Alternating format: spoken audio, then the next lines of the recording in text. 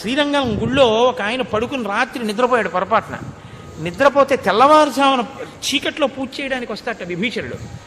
వాళ్ళు అక్కడ ఉన్నటువంటివి కొన్ని పువ్వులు అవి పట్టుకెళ్లడంలో ఈ వీణ్ణి కూడా బుట్టలో వేసి పట్టుకుపోయారు. అంటే వాళ్ళ పర్వతాకారముల ముందు ఈయన చిన్న కీటకం పట్టుకెళ్ళిపోతే ఆయన్ని కాంచనలంకకు పట్టుకుపోయారు. పూజామందిరంలో పెట్టారు ఆ బుట్ట. విభీషణుడు రామపాదాలని అర్చన చేస్తున్నాడు. అర్చన చేస్తూ బుట్టలో చెయ్యి పెట్టి తీస్తే ఈయన వచ్చాడు. హడిలిపోయి కాళ్ళ మీద పడి ఆ ఆకారాన్ని చూసి అదిరిపోయి ఏడ్చాడు. పొరపాటున వచ్చావు కాబట్టి నిన్ను విడిచిపెడుతున్నానని మళ్ళీ రాక్షసులకిచ్చి శ్రీరంగంలో దింపేశారని అతను తన అనుభవాన్ని వివరించినటువంటి గాథ పడింది ఒకసారి ఒక మ్యాగజైన్లో.